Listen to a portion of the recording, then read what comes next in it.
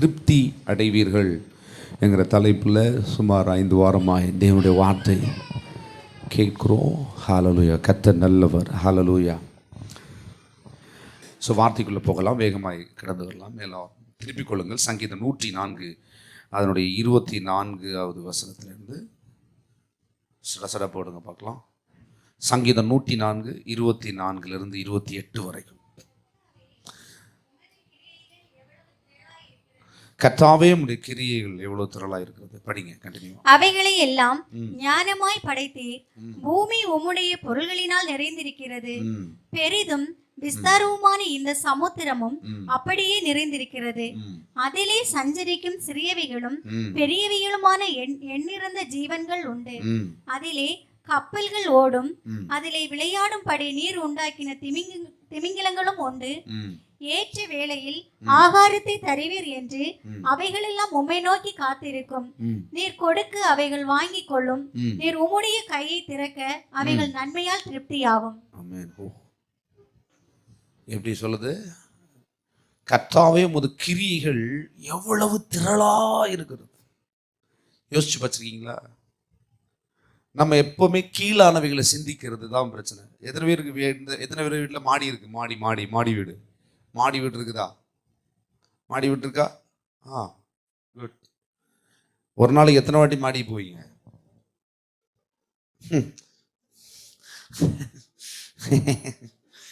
கேட்கும்ப மட்டும் எனக்கு மாடி வீடு வேணும், அவளுக்கு இருக்கு, அதனால தான் எனக்கு இது வேணும்னு கேட்டதுனால தான் நீ போக மாட்டேன்ற. டெய்லி மாடி வீட்டுக்கு போகணும். போய் அப்படியே கொஞ்ச நேரம் ரிலாக்ஸாக உட்காந்து, எப்படிப்பா இதெல்லாம் உண்டாக்குனீங்க? இந்த தென்னை மரம் எப்படி வந்துச்சு? அந்த தேங்காய் பாருங்க, அதுக்குள்ள இவ்வளோ தண்ணி, என்ன அது, என்ன ரசிச்சிருக்கீங்களா? டூருக்கு போகிறோம், அங்கேயும் போய் சோதரா சோதரா சோதரா. எத்தனை பேர் சோதரம் சொன்னீங்கன்னு தெரியல. ரசிங்க. திரளா இருக்கு. நான் ரொம்ப சின்ன வயசுல என்னை ஒருத்தர் கூட்டிட்டு போவோம். நல்லா படிச்சவன் அவன். யார்கிட்டையுமே அதிகமாக பேச மாட்டான். இவன் ஒரு சைக்கோ மாதிரி இருக்கான்னு நினைச்சேன், எனக்கு தோணுச்சு. ஆனால் அவன் என்ன பண்ணுவான் தெரியுமா? என்னை கூட்டிட்டு போய் நல்ல ஆள் இல்லாத இடத்துக்கு கூட்டிட்டு போவான். பாலம், நதி, அந்த மலை, இங்கெல்லாம் போயிட்டு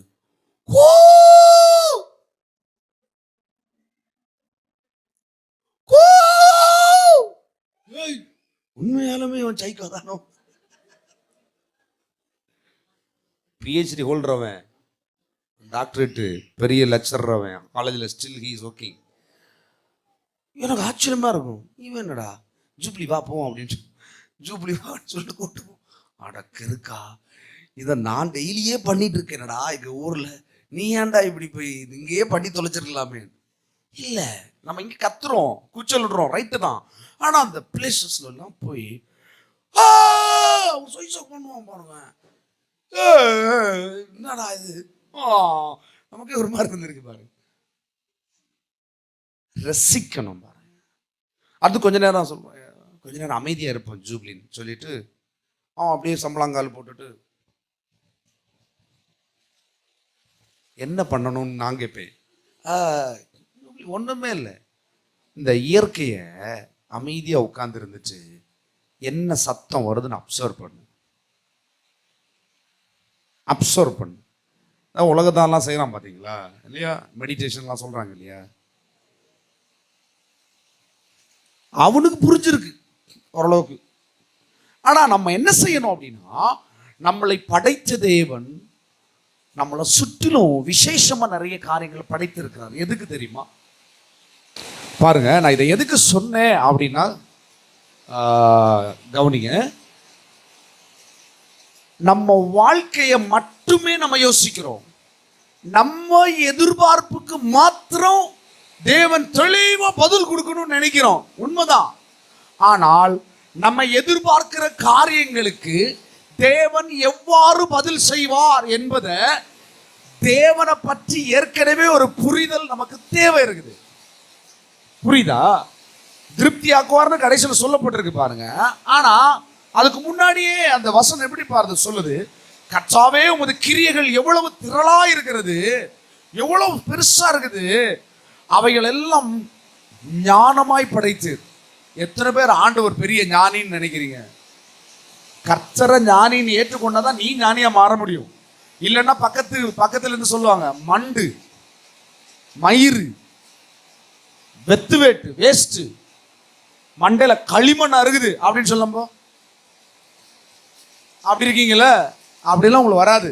உங்களை யாராச்சும் கிரிட்டிசைஸ் பண்ணா, யாராச்சும் உங்களை அசிங்கமா பேசினா நீங்க என்ன செய்ய மாட்டீங்க? ஏற்றுக்கொள்ளவே மாட்டீங்க. உன் கண்ணுக்கு அப்படி தெரிஞ்சிருக்கு. ஹல்லேலூயா. கர்த்தர் என்னை படைத்தவர் ஞானி, சர்வ ஞானி. அப்ப நான் எப்படி இருப்பேன்?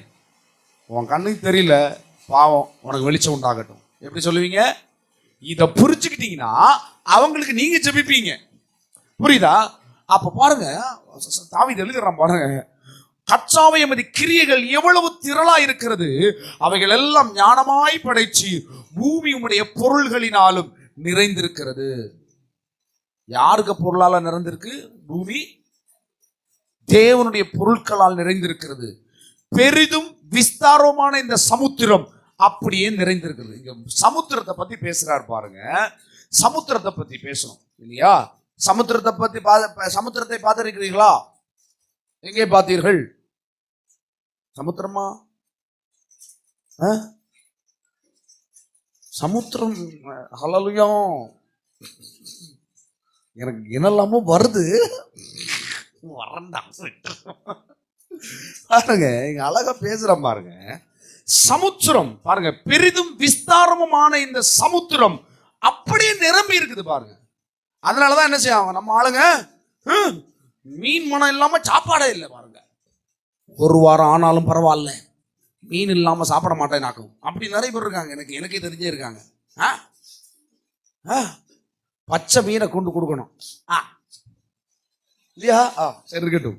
பாருங்க, சமுத்திரம் அப்படியே பெரிதும் விஸ்தாரமான இந்த சமுத்திரம் அப்படியே நிறைந்திருக்கிறது. அதில் சஞ்சரிக்கும் சிறியவைகளும் பெரியவளுமான எண்ணிறைந்த ஜீவன்கள் உண்டு. மீன்களை பத்தி சொல்லப்பட்டிருக்கு பாருங்க.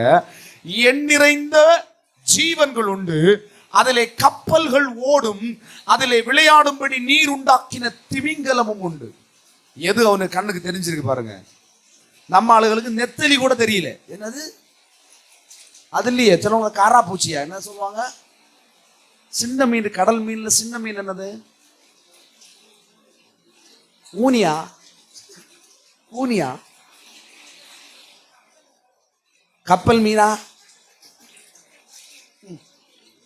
இதுதான் கேட்கப்படாதுன்னு சொல்றது. தெரிஞ்சதை அடிச்சு விட்டுட்டு போயிட்டே இருக்கு. கூனி மீனா? கூனி மீனா நல்ல தூள் மாதிரி ஒரு மீன் இருக்கும், பார்த்துருக்கேன். நம்ம ஊர்ல நிறைய டெய்லி பார்க்கறோம்னா நெத்தலி மீன் இல்லையா, கொஞ்சம் சின்னதா இருக்கும். சிலருக்கு இந்த கூனி மீன் தான் கண்டு காணும் பாருங்க. சிலருக்கு மீன் வாங்க போனா பெரிய மீன் எல்லாம் கண்ணுக்கு தெரியாது. எவ்வளவு ரூபாய்?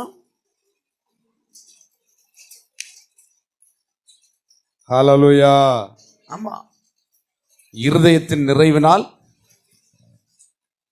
எனது இருதயத்தின் சொல்ல மாட்டியல, ஒண்ணுமே இல்லை. நாங்க எப்படி இன்னும் வேணும்னே குத்துதிய. நம்ம என்ன நிறைவோட இருக்கிறோமோ, நமக்கு என்ன வேணுமோ, ஒருவேளை காசு இல்லாம இருக்கலாம், ஆனா என்ன நிறைவோ அதை தான் பேசுவேன். நிறைவா பேசினா மீன் கடைக்காரன் விடுவான், சார் எடுத்துட்டு போங்க ஒரு மொத்த மீன். 5 காசு இல்லையடா, எனக்கு அப்பியரன்ஸ் அப்படியா இருக்கு. ஆமா சார், நீ கொண்டு போங்க சார் அப்படி சொல்லுவானா சொல்ல மாட்டானா? ஆமா. இது நம்ம ஆளு போய் ஒச்சரிஞ்சு நின்று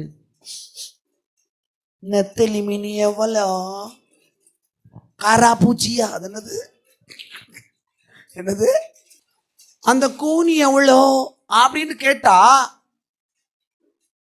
வாழ்க்கையே குனிஞ்சிரும். ஹல்லேலூயா. பாருங்க, நல்ல பேர் போட்டிருக்காங்க நம்ம ஆளுங்க. கூனி மீன். சரியா? இங்க ஒருத்தர் என்ன பேசுறான் அப்படின்னா திமிங்கலத்தை பேசுறான். கவனிங்க, இங்க ஒருத்தன் சமுத்திரத்தில் உள்ள பெரிய மீன் இருக்கிறதுலே பெருசு அதை ஒப்பிடுறான். என்ன பார்க்கறான்? எல்லாத்தையும் பார்க்கறான். அவருடைய கிரியைகள் எல்லாத்தையும் பார்க்கறான். அவருடைய உருவாக்கம், அவருடைய கிரியேஷன்ஸ் எல்லாத்தையும் பார்த்துட்டு சமுத்திரத்தை பத்தி பேசும்போது சமுத்திரத்தில் இருக்கிற எல்லா ஆசீர்வாதங்களையும் பேசுறான். பேசிட்டு டம்முன்னு நம்மளால எங்க போயிடுறாங்க? எங்க போனோம்? திமிங்கலம். கண்டிருக்கீங்களா? கருங்கல் சந்தையில் திமிங்கலம் விற்கிறாங்களா?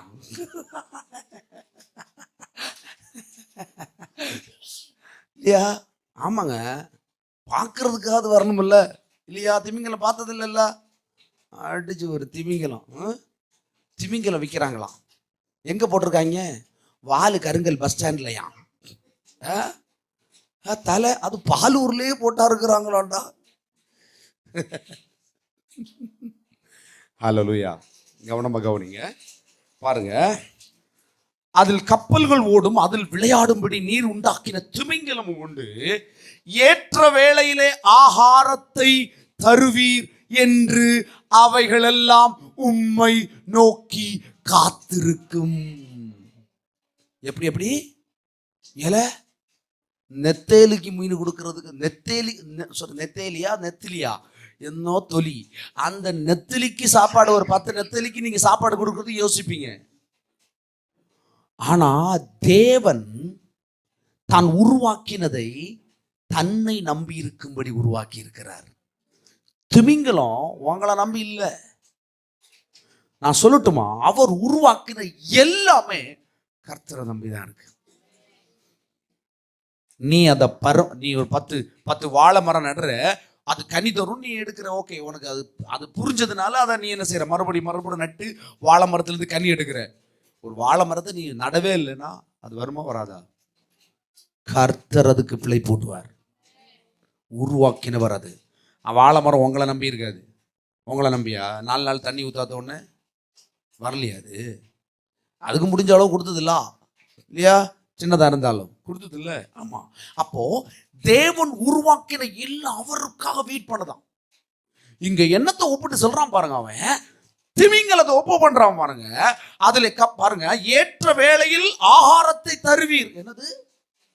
ரொம்ப ஆழமா புரிஞ்சுக்கோங்க. ஏற்ற வேளையில திமிங்கலம் யார நம்புமா? தன்னை உருவாக்கினவரை நம்பி ஏற்ற வேளையில எனக்கு அதை கொடுக்கும்டா. ஒரு திமிங்கலம் எவ்வளவு சாப்பிடும்?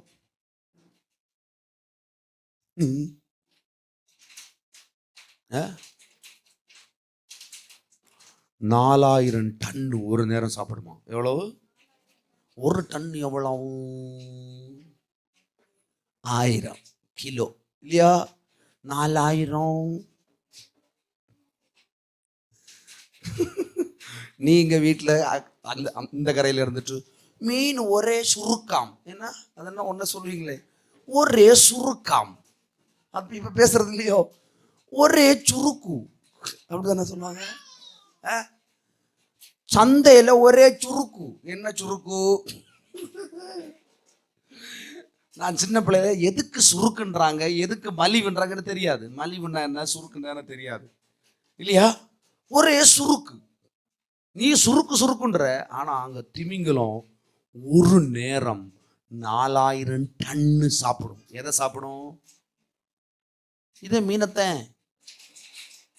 ஒரு நேரங்க. ஒரு ஆணைய வளர்த்துனா ஒரு நேரம் ஒரு வாரப்பு வராங்கன்னு சொல்லுவாங்க இல்லையா? எத்தனை ஆணைய சமம், எவ்வளவு அடி இருக்கும் புரியுதா? கருங்கல் பஸ் ஸ்டாண்ட்ல சின்ன திமிங்கலத்தை போட்டா கருங்கல் பஸ் ஸ்டாண்ட்ல வால் இருக்கும், பாலூர் ஜங்ஷன்ல தலை இருக்கு, சின்னது. புரிஞ்சா? வாயை பொழந்து வச்சுட்டு இருக்கும், எல்லாம் உள்ள வரும்.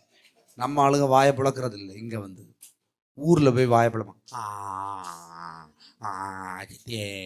பெரியம்மா ஒண்ணு இல்ல. சித்தி என்ன தருவோம் உனக்கு? உனக்கு கண்டு ஆப்படுத்து சொருகி விடுவா. கேட்டியா? ஒன்றும் இல்லையா? இதுக்குதான் கோத்துருங்க ஓடி. ஹல்லேலூயா. பாருங்களேன், சத்தியத்தை கேட்கும்போது ரொம்ப தெளிவா, ஆழமா, உன்னிப்பா, கவனமா, ஆவியிலிருந்து கேளுங்க. உள்ள சக்குன்னு உள்ள வந்திருக்கும். புரியுதா? திமிங்கலத்துக்கு எவ்வளவு போஷிக்கிறாராம்? 4000 கிலோ. 1 கிலோ மீன் எவ்வளோ ரூபா? சரி, ஓகே. 1 கிலோ நொத்திலி மீன் எவ்வளோ ரூபா? ஒரு 100 ரூபா இருக்குமா? தரமாட்டாங்களோ? ஒரு 200 ரூபா இருக்கு இல்லை, மலிஞ்சா இல்லையா? ஒரு 300 ரூபா போடுவோம். 4000 டன்னு நெத்திலி மீனை ஒரு வாட்டி சாப்பிடுதுன்னு வைங்க. யாரு? திமிங்கெல்லாம் சாப்பிடுதுன்னு வைங்க. எத்தனாயிரம் ரூபாய் இருக்கும்? குறைச்சாயிருக்கும்ல. வீட்டில் போய் கவுண்ட் பண்ணி போடுங்க எவ்வளோ ஆனாச்சுங்க. எத்தனை கோடிகள் ரூபாய் ஆகும் இல்லை? ஒரு நேரம் அதை சாப்பிட்றதுக்கு எத்தனை கோடி ரூபா? பல ஆயிரம் கோடி ரூபா ஆகுங்க மீன் கணக்கு எடுத்து பார்த்தா. ஆனா அதை பூஷிக்கிறார் யாரு? இந்த வலையெல்லாம் போடுறவனுக்கு எல்லாம் வலையில இருக்கிற மீன் எல்லாம் எனக்கு வாயில போட்டுட்டு போவானுங்கன்னு வாய்ப்பட வந்துட்டு இருந்துச்சு. அதை உண்டாக்கிற கர்த்தர் என்னை போஷிப்பாருன்னு அதுவே காத்திருக்குதான். பாருங்க பாருங்க, அதுக்கு ஏற்ற வேளையில் ஆகாரத்தை தருவீர் என்று அவைகளெல்லாம் உம்மை நோக்கி காத்திருக்கும். நீர் கொடுக்க அவைகள் வாங்கி கொள்ளும். நீர் உம்முடைய கையை திறக்க அவைகள் நன்மையினால் திருப்தியாகும். அதை கூட கையை கொண்டு போஷிப்பாராங்க.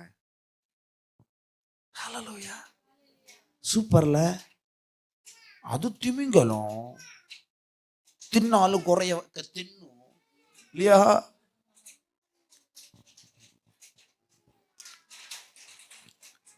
ஹல்லேலூயா. அப்படியே திருப்பிக் கொள்ளுங்கள். மத்தேயு 6ஆம் அதிகாரம். நல்ல தெரிந்த பேசேஜ். மத்தேயு 6:24. 2 எஜமான்களுக்கு ஊழியம் செய்ய ஒருவனாலும் கூடாது. 2 எஜமான்களுக்கு ஊழியம் செய்ய ஒருவனாலும் கூடாது. ஒருவனை பகைத்து மற்றவனை சிநேகிப்பான். அல்லது ஒருவனை பற்றி கொண்டு மற்றவனை அசட்டை பண்ணுவான். தேவனுக்கும் உலக பொருளுக்கும் ஊழியம் செய்ய உங்களால் கூடாது.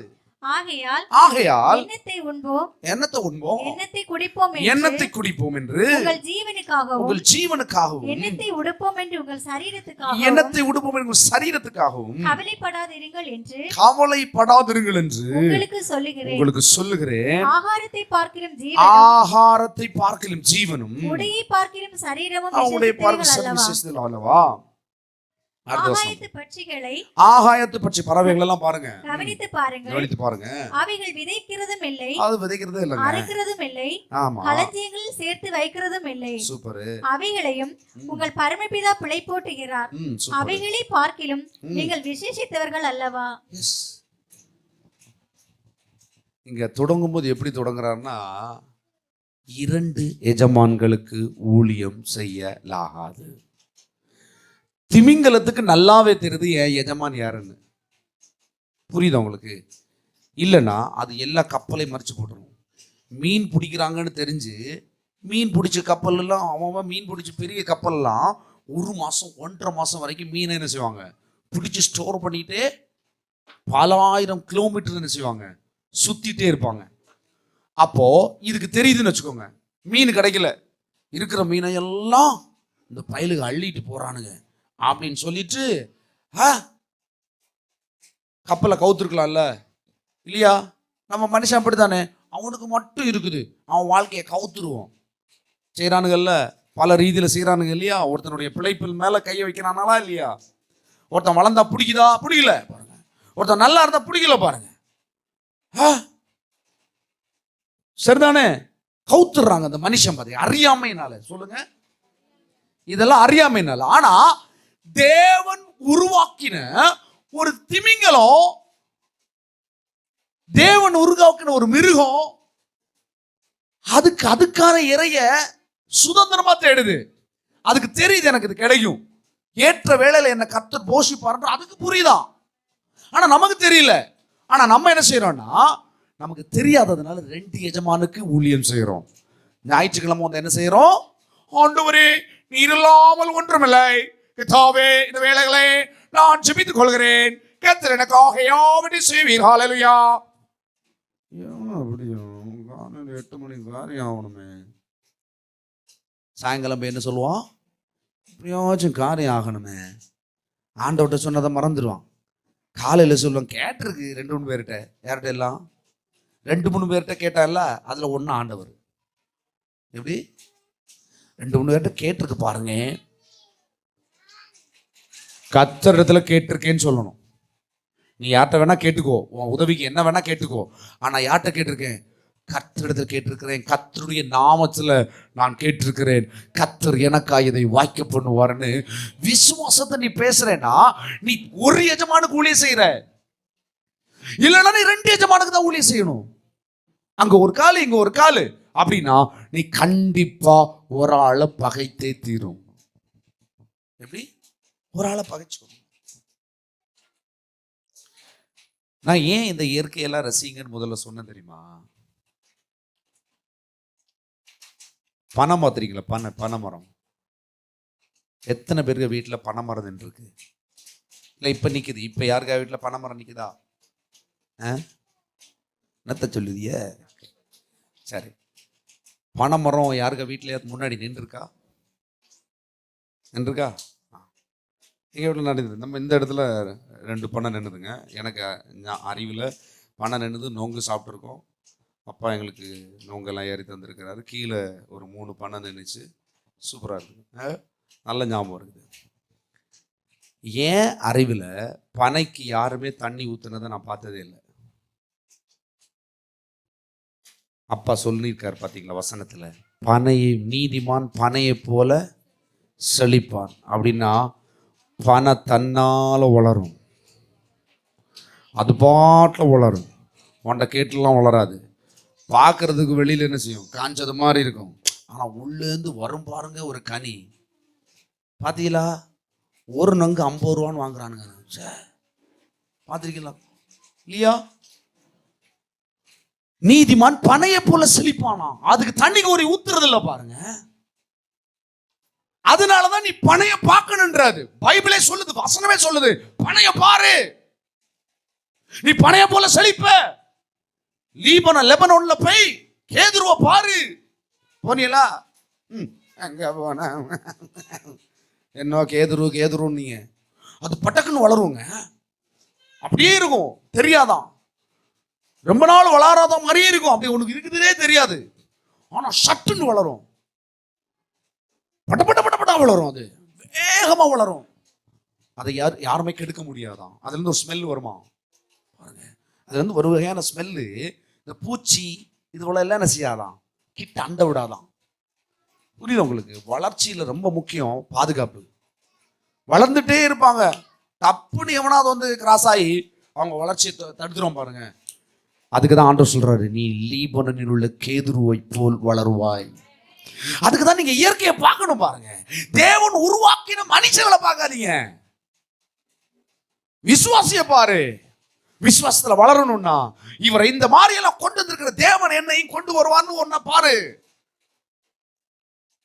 ஆனா இயற்கையை பாரு. இங்க ஒருத்தன் பார்க்கறான் பாருங்க. திமிங்கலத்தை பார்த்திருக்கிறான் பாருங்க. திமிங்கலம் வேற யாரையுமே நம்பாதான், அவர் படைச்சவரே நம்புதுன்றான். ஆனா நம்ம மட்டும் யாரெல்லாம் நம்புறோம்? நம்ம வாழ்க்கையில யாரெல்லாமோ முதலாளி ஆக்கிக்கிட்டு இருக்கோம் பாருங்க. தேவை கர்த்தர் சந்திப்பா. மண்டிடாத, யார்கிட்டையும் போய் மண்டிடாத. அவன் கடைசியில் வாந்தலையில ஏறி உட்கார்ந்துருப்பான். உண்டா இல்லையா?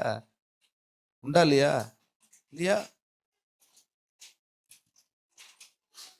பழம் போல கேட்பாங்க, உங்களுக்கு வித்தவுட் டாக்குமெண்டேஷன் 2 lakhs தரோம் அப்படின்னு. உடனே என்ன சொல்லுவாங்க? அப்படியா பிரதர்? டேர்ம்ஸ் அண்ட் கண்டிஷன் கீழே போட்டிருக்கும். டேர்ம்ஸ் அண்ட் கண்டிஷன் போட்டிருக்கும். கண்ணுக்கு தெரியாத போட்டிருக்கும் பாருங்க. பத்திரிகைகளா பேங்க்ல போய் கையெழுத்து போடுங்க. ஒரு 120 140 கையெழுத்து போட சொல்லுவாங்க. எதுல? மாவன மாட்டுனடா. ஹல்லேலூயா. நீ பேங்க்ல போ, எங்க வேணா போ, எதுல வேணா போ. ஆனா உன் தேவைகளை கர்த்தர் சந்தித்தார் என்றால் நீ பேங்க்ல எத்தனை கோடி வேணாலும் எடுத்துக்கலாம். கர்த்தரே சொல்லுவார், எடுத்துக்கிறா. பணம் பேங்க்ல தானே இருக்குது, போ எடுத்துக்கன்னுவாரு. நீ எடுத்துட்டு வருவ, அதை கர்த்தர் கட்டுவார். என்ன உற்சாகமா இருக்கீங்களா? என்னத்தை கட்டுறது?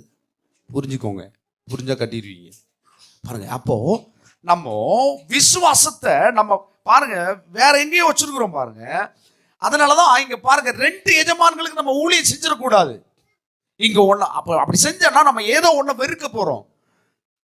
நீங்க உலகத்தை நம்பினீங்கன்னா கண்டிப்பா தேவனை வெறுத்துருவீங்க. இல்லையா சாமி, நான் ஞாயிற்றுக்கிழமை சர்ச்சுக்கு போறேனே, இல்ல நீ வெறுத்துட்ட. கர்த்தர் எனக்கா யாவற்றையும் செய்வார்ன்ற நம்பிக்கை நீ இழந்துட்ட. கர்த்தர் எனக்கா யாவற்றையும் செய்வார். நான் அவர் தான் நம்புறேன். அவர் தான் என் தலைவன். அவர் தான் எனக்கு எல்லாம். அவர் தான் என் நித்திய கண்மலை. அவர் மேலதான் என் ஆதாயம். எல்லாத்தையும் அங்கேருந்து தான் எனக்கு ஆதாயம். எனக்கு வருகிற எல்லா ஆதாயம் அவர் தான். அவர் தான் எனக்கு சோர்ஸ். பேங்க் வேணா எனக்கு ஒரு ரிசோர்ஸா இருக்கலாம், ஃபைனான்ஸ் ஒரு ரிசோர்ஸா தான் இருக்கலாம், எனக்கு சோர்ஸ் கிடையாது. புரியுதா? அவர் தான் சோர்ஸ். இதை நான் பயன்படுத்திக்கலாம், தப்பு கிடையாது. ஆனா அவர் தான் என் சோர்ஸ். அவர் இல்லாம எனக்கு கிடைக்காது. அவர் இல்லாம கிடைக்கிறது எனக்கு நிலைக்காது. அவர் எனக்கு தந்தா அவரே லோனை கட்டுவார். அவரே எனக்கு எல்லாவற்றையும் செய்வார். புரியுதா? பாருங்க, இங்க ஒரு பயங்கரமான மேட்டர் இருக்கு பாருங்க. ஆகாயத்து 26வது வசனம், ஆகாயத்து பட்சிகளை கவனித்து பார்த்தீங்களா? எத்தனை பேர் கவனிச்சு பார்த்துருக்கீங்க ஆகாயத்து பட்சிகளை? பறவைகளை கவனிச்சிருக்கீங்களா? சிலர் காக்காவுக்காவது சோறு வச்சு வைக்கிறானுங்க. ஒரு விதத்தில் பார்த்தா நல்லதுதான் இல்லையா? காக்காதுக்கு 4 சோறு எதை நம்பி வைக்கிறாங்க, அந்த நம்பிக்கையின் மேலே வரல நான். அது காக்காவுக்கு ஒரு சோறு கிடைக்குது இல்லை இல்லையா? புரியுதா உங்களுக்கு? ஆகாயத்து பட்சிகளை பாருங்கள், அவைகள் விதைக்கிறதும் இல்லை, அறுக்கிறதும் இல்லை, களஞ்சியங்கள் சேர்த்து வைக்கிறதும் இல்லை, அவைகளை உங்கள் பரமபிதா பிழை போட்டுகிறார். அவைகளை பார்க்கல நீங்கள் விசேஷித்தவர்கள் அல்லவா? ஹலோ, இந்த பறவைகளை, இந்த திமிங்கலத்தை, இதை எல்லாத்தையுமே கர்த்தர் ஆண்டவர் யாருக்கு கீழே வச்சிருக்கிறாருன்னா, தன்னை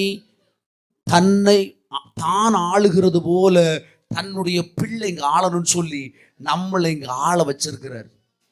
ஆனா ஒரு திமிங்கலத்துக்கு தெரிஞ்சது, ஒரு பறவைக்கு தெரிஞ்சது நமக்கு தெரியல. அதுக்கு தெரியுது, நான் வந்தேன்னா கண்டிப்பா நான் போஷிக்கப்படுவேன். இந்த நாள்ல நான் போஷிப்பேன். காலையில காக்கா எல்லாம் பாத்திருக்கீங்களா? கா கா கா. இப்ப எல்லாம் காக்கா கரையிறதே இல்லை, அப்படிதானா? இந்த தரித்திரம் பிடிச்ச நாட்டில் இருக்கிறதோட வேற எங்கேயாவது போய் ஆளலான்னா அது என்ன செய்யுது? காலையில் என்னது கத்துதுன்னு நினைக்கிறீங்க? ஹாப்பியா, வாவ், விடிய காலம் வந்துருச்சு, சந்தோஷம், இந்த நாள் சந்தோஷமானது. எத்தனை பேர் இந்த நாள் சந்தோஷமான நாள்னு சொன்னீங்க இன்னைக்கு ஜெபத்துல காலையில? பல எஜமானுக்கு வேலை சாமி, என்ன செய்யறது? 1 2 ஒரே கஷ்டமாப்பா, இல்லை குஷ்டமாப்பா, இல்லை கஷ்டமாப்பா. ஹல்லேலூயா. எல்லாத்தையும் விட்டுட்டு அப்பாடா ஆண்டவர் சமூகத்தில் இருந்து அப்பப்போ ஒரு டூர் போங்க. என்னது? ஜம்மு காஷ்மீருக்கு போகணும். நல்ல பனி, நல்ல குளிர் சமயம் போகணும். ஷூ எல்லாம் போடக்கூடாது. ஏன்னா அப்பதான் நமக்கு உள்ள ஏறும். எப்படி ஏறும்? நம்ம ஆளுங்க பனிக்கட்டியில போனா பனி என்ன செய்யும்? எரியும். பனிக்கே சூடு பிடிக்கிற அளவுக்கு பயங்கர அறிவு. சொல்றேன், சில இடத்துக்கெல்லாம் போய் அங்க போய் நில்லுங்க, ரசிங்க, கவனிங்க. இதெல்லாம் எப்படி தேருது, அதெல்லாம் எப்படி வளருது? காட்டு புஷ்பம் எப்படிங்க வளருது? நீங்க நட்டு வளர்த்துற உங்க வீட்டுல நிக்கிற செடியோட சூப்பரா இருக்கா இல்லையா? எப்படிங்க? அதுக்கு தெரியுங்க, நான் விதைக்கப்பட்டிருக்கிறேன் என்றால் நிச்சயமா நான் பூத்து காய்த்து கனி கொடுப்பேன். அதுக்கு தெரியும். ஹல்லேலூயா.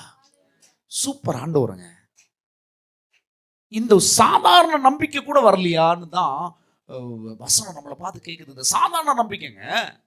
ஒரு திமிங்கலத்தை 4000 டன் உணவை ஒரு செகண்ட்ல ஆண்டவர் ஒரு திமிங்கலத்துக்கு கொடுக்க முடியும் என்றால், ஒரு திமிங்கலத்தை போஷிக்க முடியும் என்றால், உனக்கு டெய்லி 4000 ரூபாய் வராதா வருமானம்?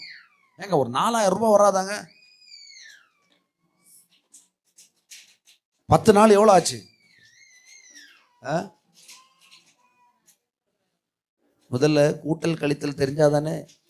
அதனாலதான் பாஸ் இதெல்லாம் எங்களுக்கு பிடிச்சாது. கூட்டல் தெரியல, கழித்தலும் தெரியல. போய் உட்கார்ந்து படிங்க. என்னது கூட்டல் கழித்தல் இதெல்லாம் கேட்கணுங்க. உன் இருதயத்துல எதை உட்கொள்ளுகிறாயோ அதுதான் உன் வாழ்க்கை. நீ 1000க்கு நினைச்சனா உன் வாழ்க்கை 1000ல் இருக்கும். நீ லட்சத்துக்கு நினைத்தால் உன் வாழ்க்கை லட்சத்தில் இருக்கும். நீ கோடியில் நினைத்தால் உன் வாழ்க்கை கோடியில் இருக்கும். நீ அளவே இல்லாத தேவனுடைய ராஜ்யத்தின் பிள்ளை நான். எனக்கு கணக்கே கிடையாது. என் அப்பா கணக்கே இல்லாமல் இருக்கிறாரு. God of lavish. நான் வாரி இறைத்தான், ஏழைக்கு கொடுத்தான்னு சொல்ற அளவுக்கு கர்த்தர் என் பேரை பெருமைப்படுத்துவார். அளவு இல்லாம நான் நிரம்பி வழிந்திருப்பேன். என் வாழ்க்கை அதுதான். நான் ஆளுகிற திமிங்கலத்துக்கு 4000 டன் உணவை கர்த்தர் கொடுக்க முடியுமா? என்ன ஏன் போசிக்க மாட்டாரு? இது தெரியலன்னா தெரியாதுங்க. நம்ம 40 பைசால இருக்கிறோம், உட்காந்துருக்கிறோம். ஹல்லேலூயா. சிலருக்கெல்லாம் எப்படி தெரியுமா ஆண்டவர் காட்ட முடியுது? பெரிய பிரச்சனை வரும் பாருங்க. 10 பைசாக்கு பிரயோஜனம் இல்லாம இருப்பாங்க. 10 லட்சம் ரூபாய் காரியம் ஆயிருக்கும். ஒரு 10 மாசத்துல அதை ஏதேசம் அடைச்சிருவாங்க. அப்பதான் தெரியுது, ஆமா இல்ல. உடனே வந்து நம்ம சாட்சி சொல்லுவோம், கர்த்தருடைய கிருபையினால எனக்கு பெரிய ஒரு பத்திரம் வந்தது. ஹல்லேலூயா, ஹல்லேலூயா, ஹல்லேலூயா. ஆண்டவர் பாப்பாரு, என்னடா சொல்ல போறான், ஒண்ணுமே நடக்கலையே, இவனுக்கு நான் நிறைய வச்சிருக்கேன், இவன் என்னத்தை சொல்ல போறான்னு கேட்டா, இவனுக்கு கண்ணிலே இவனுக்கு புலப்படாத ஒரு தேவையை கர்த்தர் சந்திச்சிருப்பாராம். சந்திச்ச உடனே இவனுக்கு விசுவாசம் வந்துருச்சான். அது ஒரு விசுவாசம் இல்லை சிஸ்டர், பிரதர். அது தப்பு இல்லை. உனக்கு தேவைகளை நீ உனக்கு தகுதி இல்லாத ஒன்றை கர்த்தர் உனக்கு ஆசீர்வாதமா தந்த உடனே நீ ஆசீர்வதிக்கப்பட்டவன் அல்ல. அப்படின்னா உலகம் உன்னை நெருக்கின அப்புறம் தான் நீ அதை கண்டுபிடிக்கிற. உலகம் நெருப்பதற்கு முன்பதாக பணத்தால இந்த உலகம் என்னை நெருக்கிறதுக்கு முன்னாடி என் களஞ்சியங்கள் பணத்தால நிரம்பி வழியணும். வியாதி வந்தவரும் சுகமாகிறது இல்லை. வியாதி வருவதற்கு முன்பதாக பிசாசு ராஜ்யமே நடுங்குற மாதிரி என் சரீரத்தில் அவருடைய தழும்பின் உடன்படிக்கையாகிய சுகம் நிலைத்திருக்கணும். என்னடா சாவை பார்த்து பயப்படுவானா? மரணமே உன் கூர் எங்கே, பாதாளமே என்னப்பா உன் ஜெயம் எங்கேன்னு உன் சரீரம் பேசணும். யார்கிட்ட? பிசாசுகிட்ட. ஆனா நம்ம ஆளுங்க வேற மாதிரி ஒரு விசுவாசத்துக்குள்ள வந்துட்டாங்க பாருங்க. எப்படி வந்துட்டாங்க? எப்படியாச்சும் ஒரு வியாதி வரும், ஏன்னா மழை வந்துச்சுன்னா சளி பிடிக்கும். கர்த்தருடைய கிருபையினால என்ன மாசம்? ஜூன் மாதத்திலே துவங்கப்பட்ட மழையின் காரணமாக ஜூலை, ஆகஸ்ட், செப்டம்பர் 4 மாதங்களாக எனக்கு ஒரே சளி. கர்த்தருடைய கிருபையினால எனக்கு சுகம் கிடைச்சது. இனி இந்த மாதிரி சாட்சியே கேட்கப்படாது. அடுத்த ரவுண்ட் என்ன தினமோ? ஹல்லேலூயா. பல ஆண்டுகளாக எனக்கு இந்த மழை நேரம் சளி பிடிக்கும் பாருங்க. 4-5 வருஷமா சளியே இல்லை. கேட்டீங்களாக்கா? 4-5 வருஷமா சளியே இல்லை. இப்படி சாட்சி வந்து சொல்லணும். ஆனா நம்ம ஆளுங்க இதெல்லாம் வரும், இதெல்லாம் நல்ல ஏதாவது அனுபவிப்பாங்க. எப்படி இருப்பாங்க தெரியுமா? பிசாசு நல்லா தெரியும். டேய் மற்ற பதுங்கியாக்கு இருப்பு.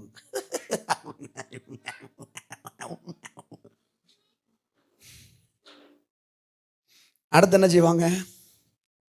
வருவாங்க சாட்சி. ஏன்னா நானும் இருப்பேனே, பழைய கதையெல்லாம் தெரியும். கர்த்தருடைய கிருபையினால பிரதர் சில காலங்களுக்கு முன்பதாக எனக்கு நல்ல ஒரு சுகம் கிடைத்தது. கர்த்தருடைய நாமம் மகிமைப்படாத பிரதருக்கு நன்றி. மறுபடியும் வியாதி வந்தது. பிரதருக்கு கூப்பிட்டு ஹல்லேலூயா ஹலோ என்று சொன்னார். என்னவென்று கேட்டார். இப்படியாக சொன்னேன். அல்லேலூயா. வருத்தத்தோடு சொன்னேன். அவரும் பாரத்தோடு ஜெபித்தார். அந்த வேளையிலே சுகமாயிற்று. ஏண்டா ஜம்மு காஷ்மீர்ல கொண்டு விட்டு மலையில உனக்கு என்ன இருக்கு? சூடா அடிக்கும், அங்க குளிர் தான் அடிக்கும். அதை தானே நீ பேசணும். குளிர எல்லாம் பேசாம கீழே சறுக்கி கீழே விழுந்துச்சு. ஒரே சூடப்பா, ஒரே குஷ்டமப்பான மாதிரி. நீங்கள் ரட்சிக்கப்படுவதற்கு முன்பதாக ஐயா ஒரு சாட்சி சொன்னார், சூப்பரா இல்லையா? 40 வருஷமா இருந்திருக்கு பாருங்க, அது 45 பாருங்க, சூப்பர்ல. இப்படிதான் இருக்கணும் பாருங்க. நம்ம ஆளுங்க யாதோ ஒரு ஆளுபடி என்னத்தையே சொல்லிட்டு போனாரு, ஒரு வயசானவர். இங்க இருக்கிறதுலே பயங்கர இளமை அவர் தான். அல்லேலூயா. 45 வயசு குறைஞ்சிருக்கு. அர்த்தம் என்ன? ஐயாவுக்கு இப்ப வயசு என்ன? 65 தானே? வயசே இல்லை, 12 வயது. பாலகர். இப்பதான் அவர் யாரு? பாலகர். பாலகர் வாயிலிருந்து துதியை எழும்பி வர பண்ணுவேன்னு சொன்னார்ல, இப்பதான் துதி வந்திருக்கு. ஹல்லேலூயா. இந்த எகிப்தியன் மறுபடியும் வரும். என்று கண்ட எகிப்தியனை இனி நான் ஒரு நாளும் காண மாட்டேன். என்ன, அது விழுந்துச்சு, முடிஞ்சிச்சு. அதை மூழ்கடிச்சிட்டார். ஹல்லேலூயா. இதுதான் சாட்சியா இருக்கணும். எப்படி இருக்கணும்? ஹல்லேலூயா. ஹல்லேலூயா. விளங்குதா உங்களுக்கு? கிறிஸ்டியானிட்டின்னா புரியுதா? கிறிஸ்தவ வாழ்க்கை என்ன புரியுதா உங்களுக்கு? பதுங்கி இருக்கிறது இல்ல. என்ன ஆளக்கானம் எப்படி சொல்லணும்? வியாதியை பார்த்து சொல்லணும். வியாதி அலறும் பாருங்க. நம்ம வியாதி சொல்லாத பதுக்க இருப்போம். அப்போ நம்ம சொல்லும் அதுக்கு ஞாபகம் வந்துச்சுன்னா வந்தாச்சுல்ல, விழிச்சாச்சுல்ல அவளை. யாரு? புறம்போக்கு பிசாச இல்லையா? அவனை கூப்பிட எப்படா வாய்ப்பு கிடைக்குன்னு இருக்கும் அது. அல்லேலூயா.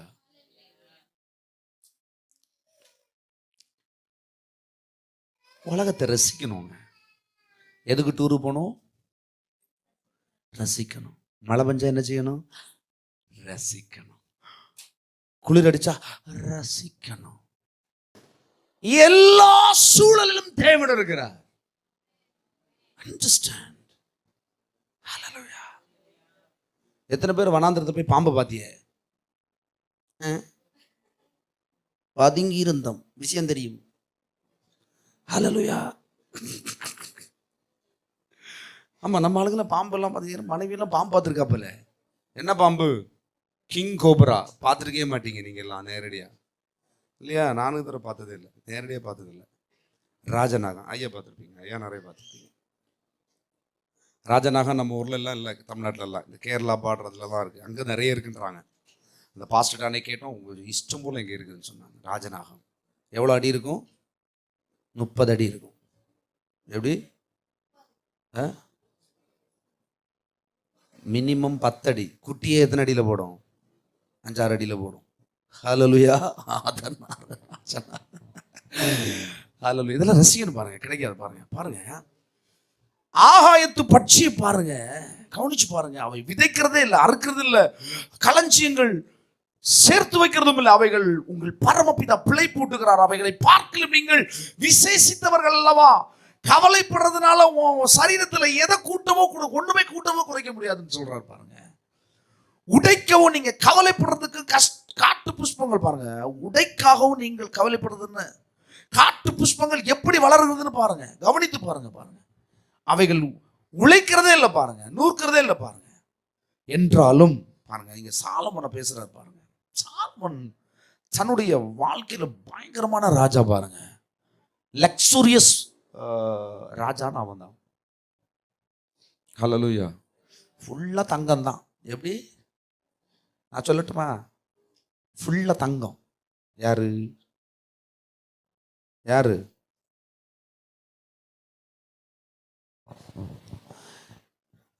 திமிங்கலத்தை பத்தி இப்ப கேட்டீங்க, நீங்க என்ன போய் கேட்பீங்க? புத்திசாலிகள் பார்க்கலாம். ஒரு 2 பேர் என்ன டக்குன்னு திமிங்கலம் உங்களுக்கு ஆசீர்வாதம் நீங்க எப்படி கேட்பீங்க? என்ன? அதாவது திமிங்கலத்துக்கு ஆண்டவர் என்ன கொடுக்குறாரு? 4000 டன்னு ஒரு நாளைக்கு மீனை கொடுக்குறாரு. நீங்க திமிங்கலத்தை மட்டும் போசிச்சிரியா, எனக்கு ஒன்றும் தர மாட்டியலா, எனக்கு 4000 கிலோ என்ன வேணும், என்ன கேட்பீங்க? சாறு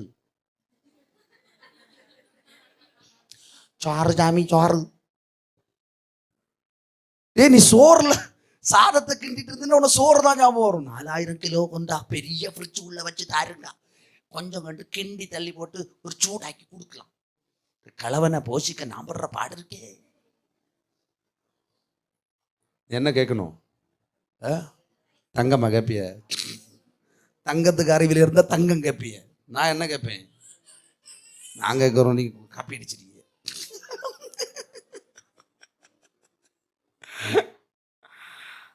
என்ன கேட்பீங்க?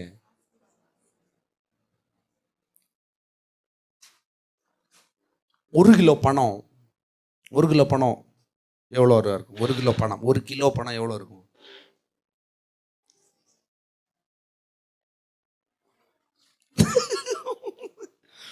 ஒரு கோடி ரூபா பணம் எத்தனை kilo? Just check it 500 rupees. 500 ரூபாய் நோட்டு, 1 கோடி ரூபா எத்தனை கிலோ? போட்டு பார்த்துருக்கீங்களா?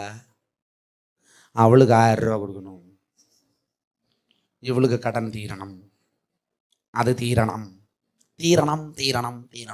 உன் வாழ்க்கை தீர்ற அளவுக்கு தீரணும். வாழ்க்கையே தீரும் கடைசியில். 1000 ரூபாய் கடத்துக்கே செத்து போயிடுவான் செலவன் இல்லையா? ஏதோ 1000 ரூபாய் கடன் வாங்கினான். அவன் காலையில் கேட்டாப்பிலையாம் பக்கத்து வீட்டுக்காரங்க, மனம் கசந்து விஷம் குடிச்சு செத்து விட்டாயில. என்ன சொல்லுதிய? செத்து விட்டானா? 1000 ரூபாய்க்கா?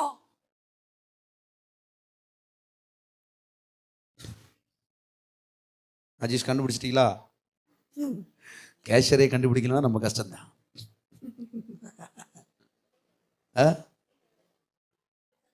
ஹல்லேலூயா. கனமா கேட்கணும். இன்னையிலேருந்து என்ன ஜெபிக்க போறீங்க? எப்படி ஜெபிக்க போறீங்க? திமிங்கலத்துக்கு மட்டும் எப்படி பேசணும், எப்படி ஜெபிக்கணும்? ஜெபம் எல்லாம் இப்படி எல்லாம் பண்ணணும்.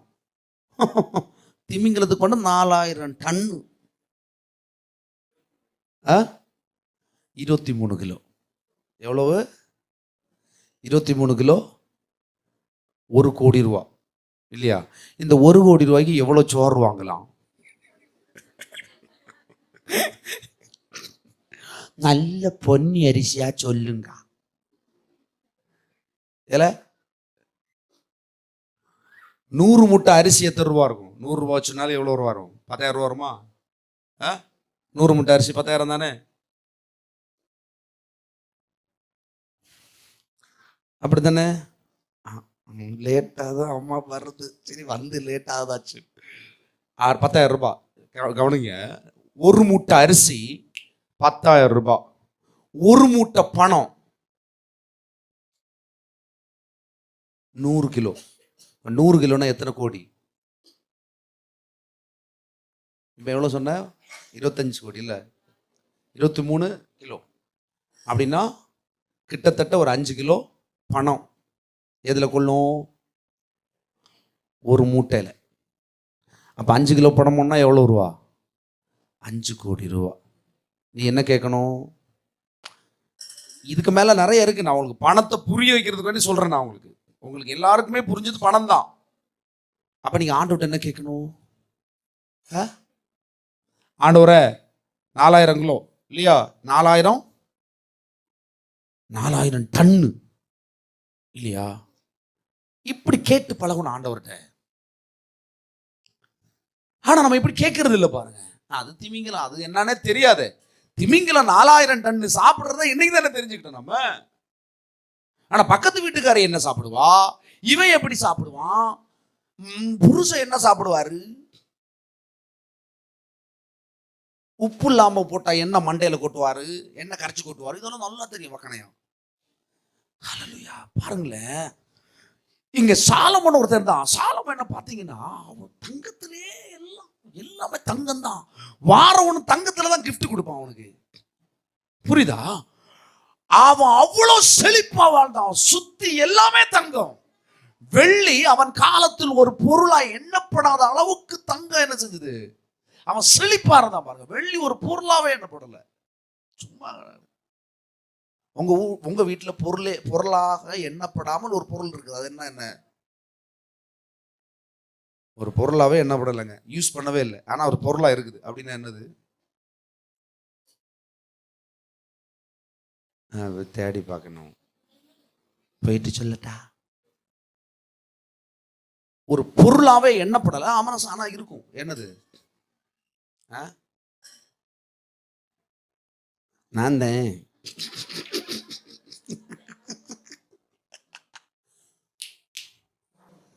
கவனமா இருங்க. நீங்கள் தேடுகிற எல்லாவற்றையும் கர்த்தர் ஒரு பொருளாவே எண்றதில்லை, தெரியுமா? புரியுதா உங்களுக்கு? நீங்க தேடுற எதுவுமே ஒண்ணுமே கிடையாது. முதலாவது தேவனுடைய ராஜ்யத்தின் நீதியை தேடுங்கள், மற்ற இவைகள் எல்லாம் உங்களுக்கு கூட கொடுக்கப்படும். It's adding thing. ஹல்லேலூயா. நம்ம விஷயம் தெரியாம என்ன நடக்குது, தேவன் உண்டாக்குறது எல்லாம் என்ன, அது என்னென்ன செய்யுது, அது எப்படி பண்ணுதுன்றது தெரியல பாருங்க. பணம் உனக்கு எல்லாத்தையும் செய்யும் நான் சொல்லல. பணத்தின் மேல ஆசை வைக்க சொல்லல, தங்கத்தின் மேல ஆசை வைக்க சொல்லல, உலக பொருள் மேல நீ ஆசை வைக்காத. ஆனா இதை எல்லாவற்றையும் காலுக்கு கீழே போட்டு நில்லுன்ற, தலையில சுக்காத. பணத்தை நான் சொல்றதே இல்லை சாமி. தேவை வரும்போது மட்டும் நீ பணத்துக்கு கெஞ்ச வேண்டிய சூழல் இருக்கு இல்லையா? தேவை வரும்போது உனக்கு கஷ்டம் வருது இல்லையா? அப்ப நீ முன்கூட்டியே கர்த்தர் எனக்கு செய்ய வல்லவரா இருக்கிறார் என்பதை நீ விசுவாசிச்சிட்டேனா, காட்டு புஷ்பத்துக்கு சம்பந்தமே இல்லாததுக்கெல்லாம் செய்ததை பார்க்கல உனக்கு செய்ய எவ்வளவு வல்லவர். காட்டுல தன்னால தானே வளருது புஷ்பம். எத்தனை பேர் அங்க நம்ம பிக்னிக் போனோம் இல்லையா? பிக்னிக் போனப்போ அங்க இருக்கிற மக்களை பத்தி விசாரிச்சிங்களா? ஏதாச்சும் எத்தனை குடும்பம் இருக்குது? 130 குடும்பம் இருக்குது அந்த மலையில. உச்சாணி மலையில 30 குடும்பம் இருக்குதான். எப்படி நமக்கு ஒரு நாளே போயிட்டு வர முடியல, அவ்வளோ கஷ்டம். கஷ்டப்பட்டியலா? கஷ்டப்பட்டியலா? சொல்ல மாட்டியே. பாத்தீங்களா அவங்க எவ்வளவு சூப்பரா வளர்றாங்க? அவங்க தேவையில் சந்திக்கப்படுதா இல்லையா? ஜீவிக்கிறாங்களா இல்லையா? அவங்க கர்த்தர் அவங்களை போஷிக்கிறார்.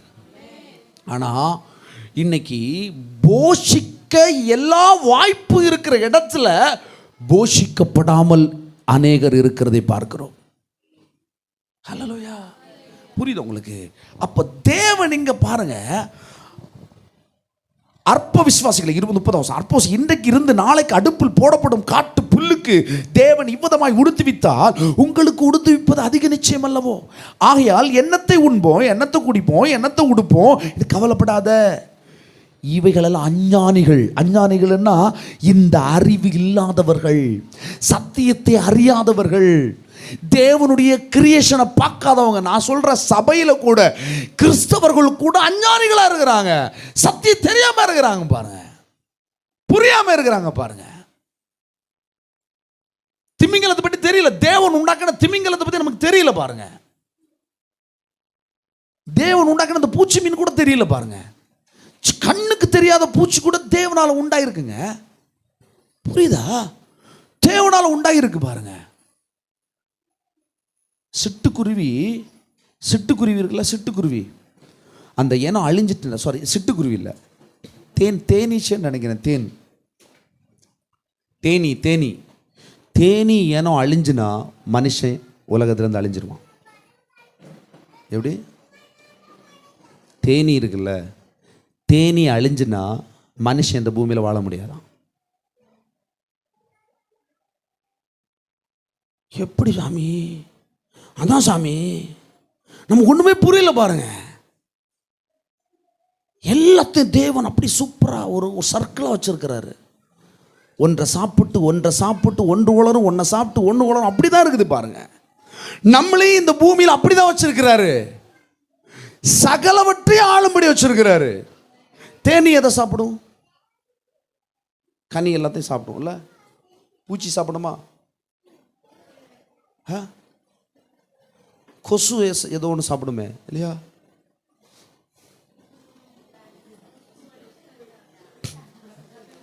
மனுஷனை தான் சாப்பிடும் போல இருக்கு.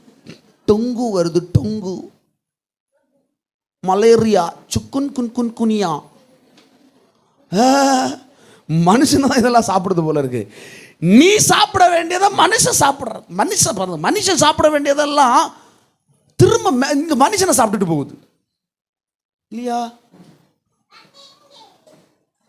இப்படி அடிச்சு இப்படி தூக்கி போடுற கொசு அப்படி ஒரு வேலையை பண்ணிட்டு போகுதுங்க. அந்த அளவுக்கு மனுஷன் எப்படி இருக்கிறான்? கொசு வலை போட்டு கொண்டிருக்கிறான். விசுவாசத்தில் நீ பிழைக்காம இருந்தா கொசு வலை போடணும். எங்க போனாலும் கல்யாணம் விட்டு போவ, நீ நல்லா பட்டு சாரி போட்டுட்டு எங்க போவ? கல்யாணம் விட்டு போயிட்டு மேல என்ன செய்வ? ஒரு கொசு வலை.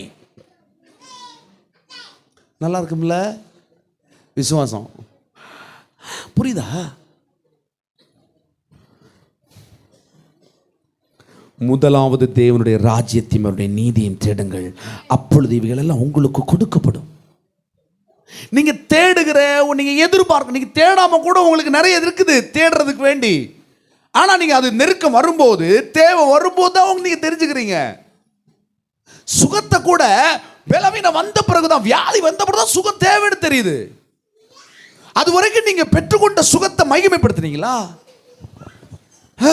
ஆண்டவரே, எனக்கு தலைவலியே இல்லாம என் தலையை காப்பாத்தின தேவனே உமக்கு ஸ்தோத்திரம்னு சொன்னீங்களா? என் அவயங்கள் எல்லாம் சுகமா இருக்கிறதுக்கு ஸ்தோத்திரம் ஆண்டவரே, என் கிட்னி சுகமா இருக்கிறதுக்கு ஸ்தோத்திரம்னு சொன்னீங்களா? நீங்க சொல்லியிருக்கீங்க?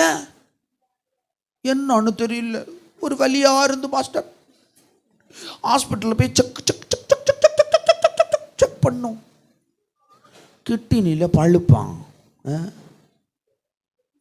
கிட்னியில் பழுப்பு இல்லை, அறிவில் பழுப்பு, விசுவாசத்தில் பழுப்பு. ஹல்லேலூயா. தப்பில்லை, உங்களுக்கு வியாதி வந்தது தப்பில்லை. அதை நான் உங்களை குறைவா பேசல. தேவன் என்ன விரும்புறான்றதை பேசுறேன் நான். கவனமாக கவனிங்க, திருப்பி கொள்ளுங்க. சங்கீதம் 145 145 நான் வாசிக்கிறேன் பாருங்க. எல்லா ஜீவன்களின் கண்ணும் உம்மை நோக்கி கொண்டிருக்கிறது, ஏற்ற வேளையில நீ அவைகளுக்கு ஆகாரம் கொடுக்கிறீர். எல்லா ஜீவனும் யாரை எதிர்பார்க்குது? ஹலோ பாருங்க, தேவனை நோக்கி கொண்டிருக்குதான். ஏற்ற வேளையில் நீ அவைகளுக்கு ஆகாரம் கொடுக்கிறீர். நீர் உமது கையை சிறந்து சகல பிராணிகளுக்கும் பிராணிகளின் வாஞ்சைகளையும் திருப்தியாக்குகிறீர். எப்பா, ஒரு பிராணிக்கு என்ன வாஞ்சை இருக்குது, என்ன தேவை இருக்குன்ற தேவருக்கு தெரியுமா? அப்ப நமக்கு மட்டும், நம்ம ஊர்ல சொல்றாங்க, அது வாவிடா ஜாதி. என்னது? வாவிட்டு பேசாத ஜாதிடா, வாவிடா ஜாதி. நமக்கு தான் வாயை தந்திருக்கிறாரு இல்லையா? வாயை தந்தாரா? பாருங்க, கர்த்தர் தமது வழிகளை எல்லாம் நீதி உள்ளவரும் தமது கிரியைகளில் எல்லாம் கிருபை உள்ளவருமாய் இருக்கிறாரு. அர்த்தம் பாருங்க, கர்த்தர் தமது வழிகள் எல்லாத்துலயும் அவர் என்னென்ன வழி வச்சிருக்கிறார் அதுல அவர் நீதியா இருக்கிறாரு. உனக்கு சோறு போடுறதுல அவர் சோறு உனக்கு நீதினா அந்த வழியில் அவர் தெளிவா இருக்கிறாரு. உனக்கு சோறு போடுவாரு.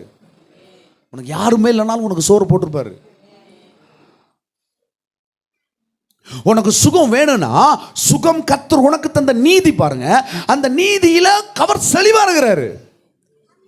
ஹல்லேலூயா. நீதியின் பாதையில் ஜீவன் உண்டு, அங்க மரணம் இல்ல. நீ நீதியின் பாதையில் நிக்கிறியா?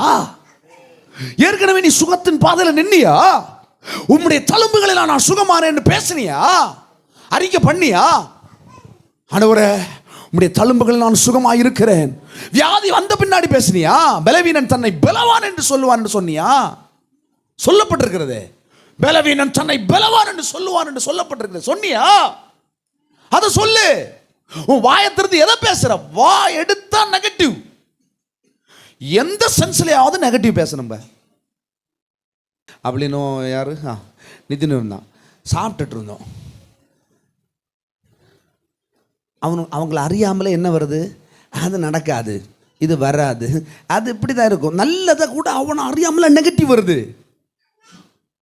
நான் என்ன சொன்னேன் தெரியுமா? அவங்கள என்ன சொல்கிறேன்? என்ன சொன்னடா?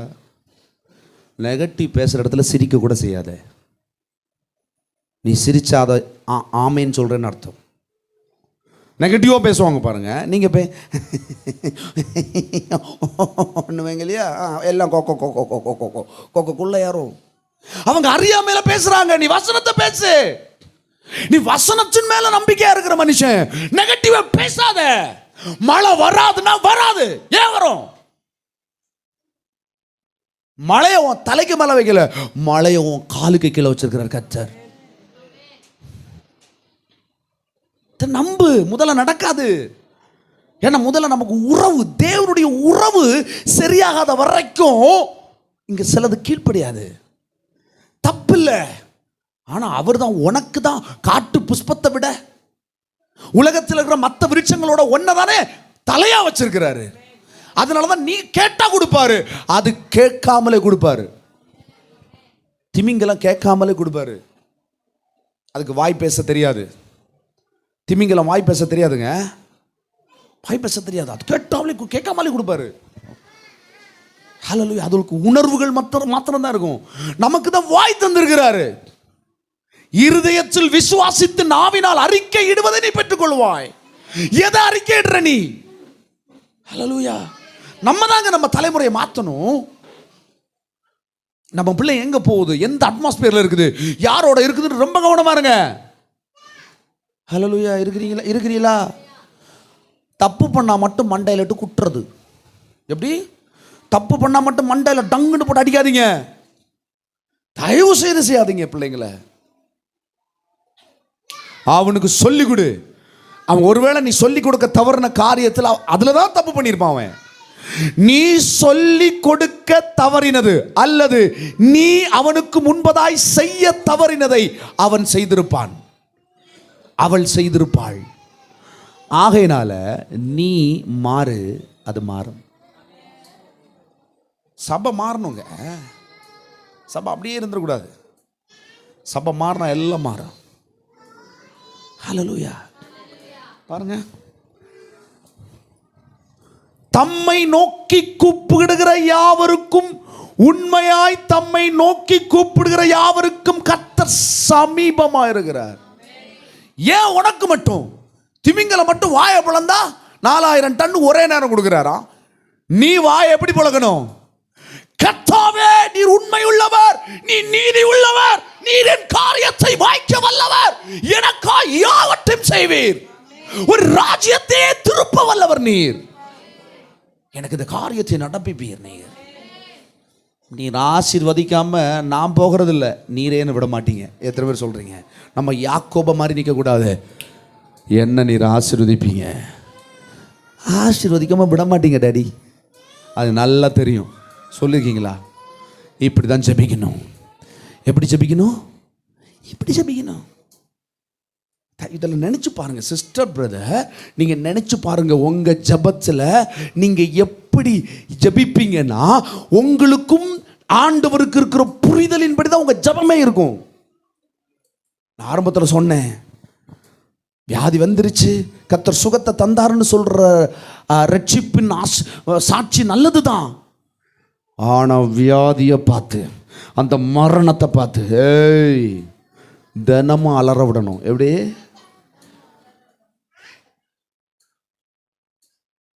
அப்படின்னா எல்லைகளில் கொள்ளை நோய் இருக்கிறது, பாழாக்கும் கொள்ளை நோக்கி நீ தப்புவிப்பாய், தப்பிக்க விட்டுருப்ப நீ. ஹல்லேலூயா. அந்த மைண்ட் செட்டெல்லாம் மாற்றுங்க. மாத்திரமா? எத்தனை பேர் இந்த மைண்ட் செட்டெல்லாம் மாத்திரன்னு ஆசைப்படுறீங்க? மாற்றுங்க. ஆமென். ஹல்லேலூயா. அப்பா சொல்கிற மாதிரி மாறணுங்க. இப்போ நான் சொல்கிறேன், நான் பர்ஃபெக்டாகவும் நினச்சிடாதீங்க. கொஞ்சம் அழுக்கு மாதிரி தான் ட்ரெஸ்ஸு போட்டிருக்கேன், எல்லாத்தையும் குறை இருக்கும். ஹல்லேலூயா.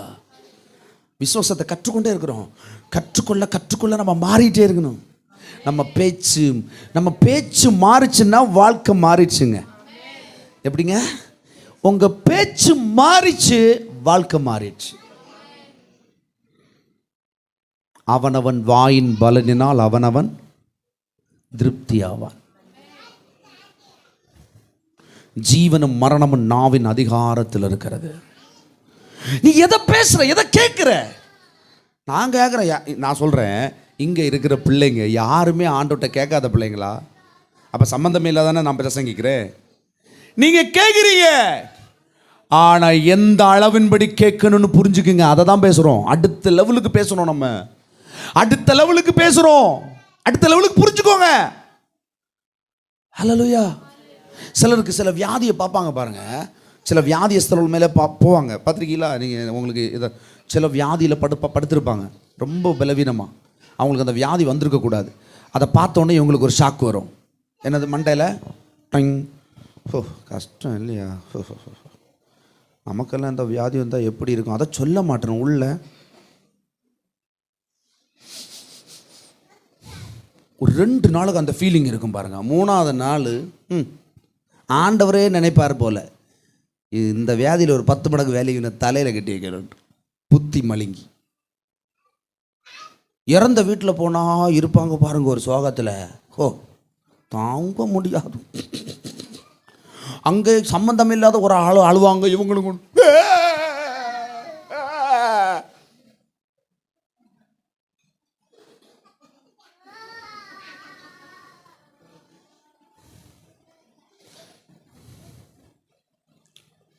அழுங்க.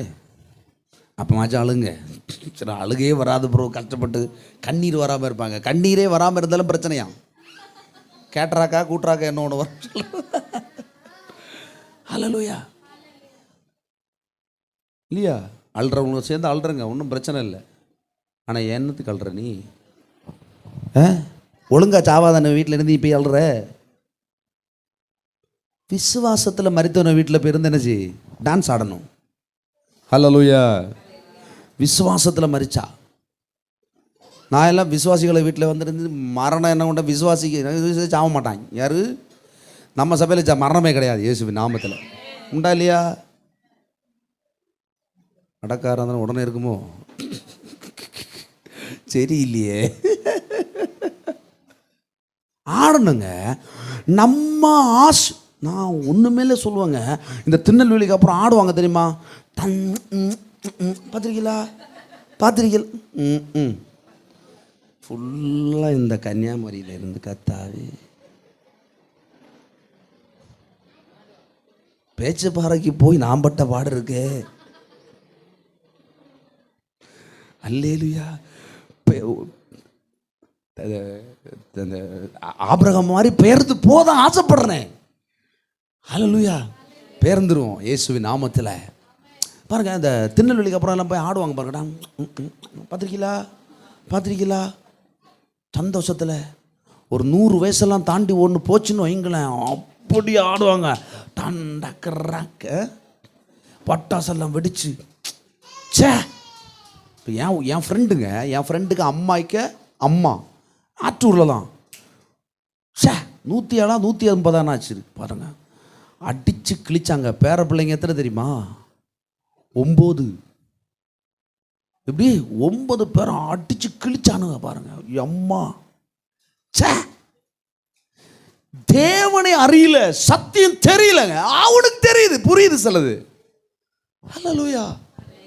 ஹல்லேலூயா. ஹல்லேலூயா. விசுவாசத்தை அலற விடணும். சொல்லுங்க, அலற விடணும். எதை? விசுவாசமாக இருங்க. விசுவாசம் அலறப்படாது. விசுவாசம் வந்து அலறப்படும். நீங்கள் விசுவாசமாக இருந்தால் வியாதி உங்களை பார்த்து அலறும். என்ன அலறும்? பிரச்சனை உங்களை பார்த்து அலறும். இங்கே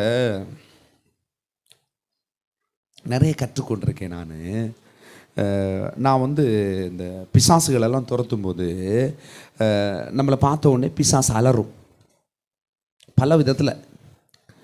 சிலர்லாம் நீங்கள் சபைக்கு, இங்கே நிறைய பேர் நீங்கள் அனுபவப்பட்டிருப்பீங்க. சபைக்கு வராது நிறைய வீட்டுக்கு போயிருக்கேன். நான் என்ற கால் வச்ச உடனே கதறி தெரியும் அது. அப்போ தான் நான் நினைப்பேன், அந்த பிசாசுக்கு, அந்த மனுஷனுக்குள்ளே இருக்கிற பிசாசுக்கு எனக்குள்ள இருக்கிற தேவனை தெளிவாக தெரியுது. புரியுது உங்களுக்கு? எனக்குள்ள இருக்கிற சர்வ வல்லவரை தெரியுது. அதுக்கு போ, என் கிட்ட வராது, ஓடிரு, நான் போறேன், விடு, போயிரு, அப்படி சொல்லுது அது. நான் என்ன சொல்றேன் அப்படின்னா, அப்ப அதுக்கு என்ன தெரியுது? இவனுக்குள்ள நான் போக முடியாது, இவனுக்குள்ள சர்வ வல்லவர் பற்றி எரிஞ்சுக்கிட்டு இருக்கா தெரியுது. காய்ச்சலுக்கு ஏன் பிரச்சனை வருது? காய்ச்சலால உங்களுக்கு ஏன் பிரச்சனை வருது?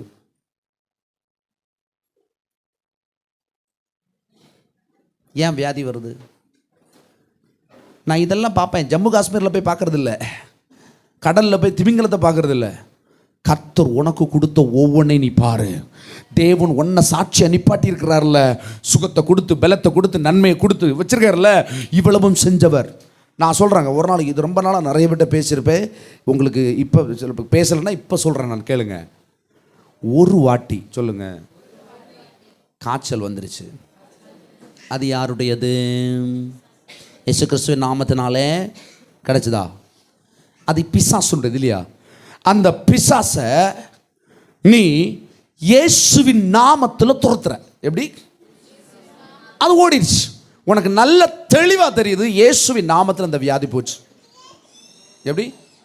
அப்படி தெரிஞ்சுனா மறுபடி காய்ச்சல் மாத்திரம் இல்லைங்க, வியாதியே உனக்குள்ள வர முடியாது.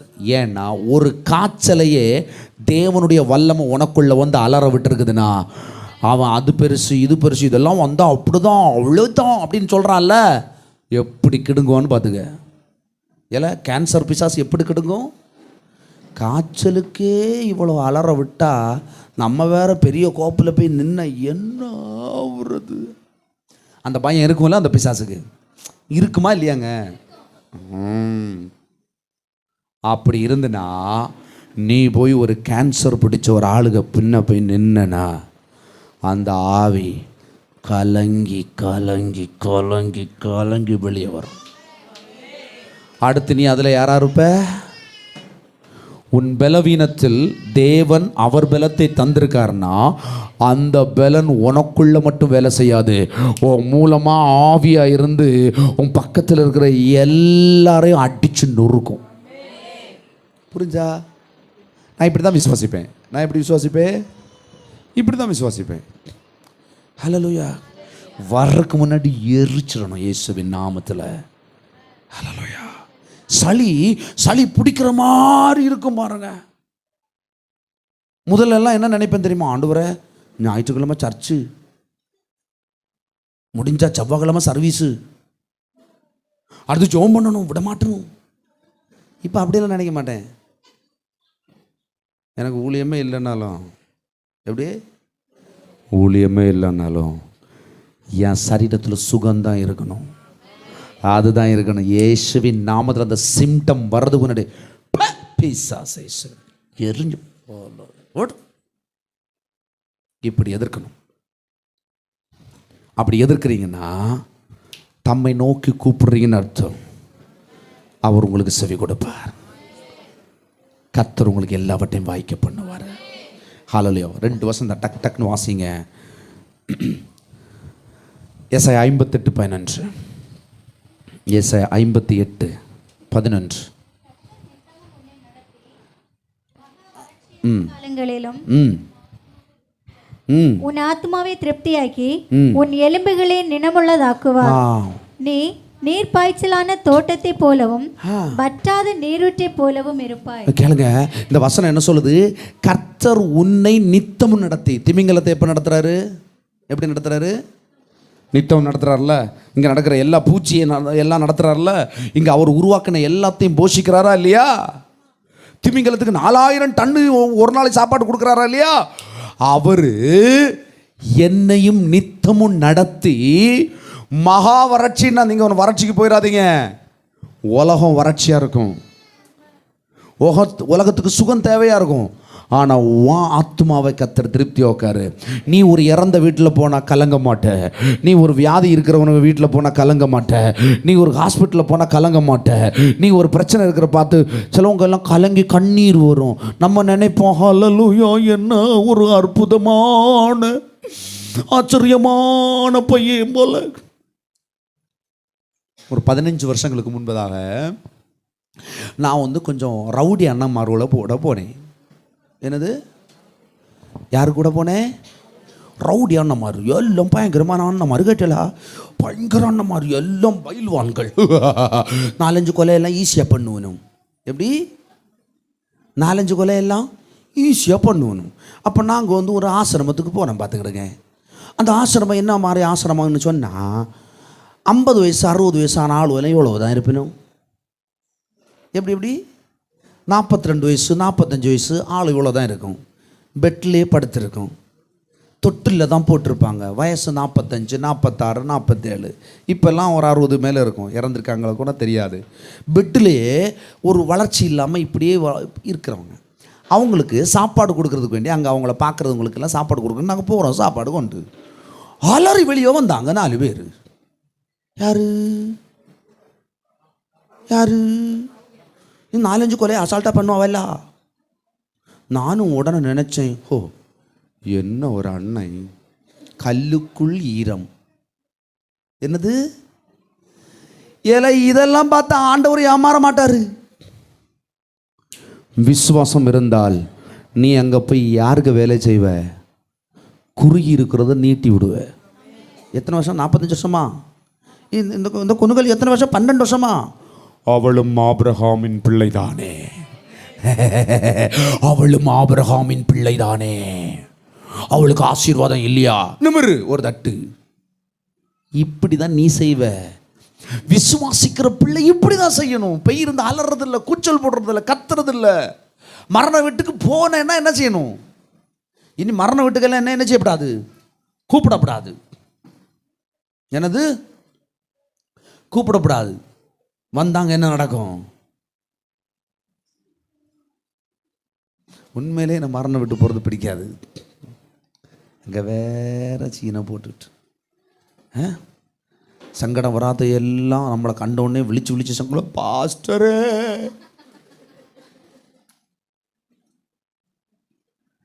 அல்லேலூயா, பாஸ்டரே வாங்க தட்டி எழுப்புங்க அப்படின்னா வருவேன்.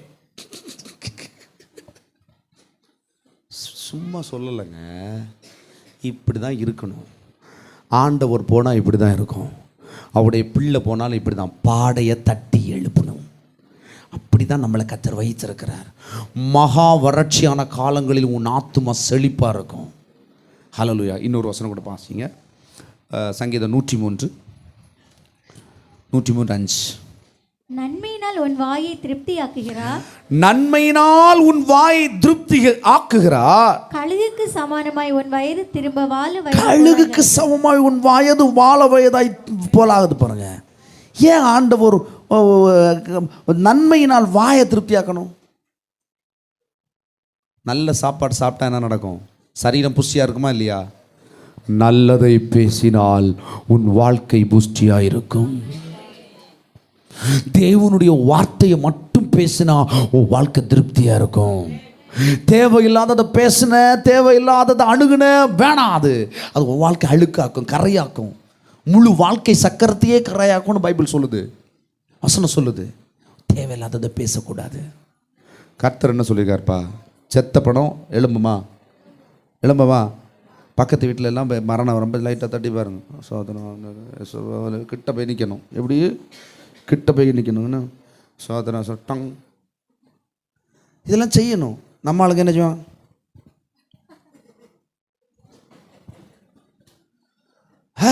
பணத்துக்கே மலர்ந்தடிச்சு கிஸ் அடிக்கிற மாதிரி தூர போய் நின்று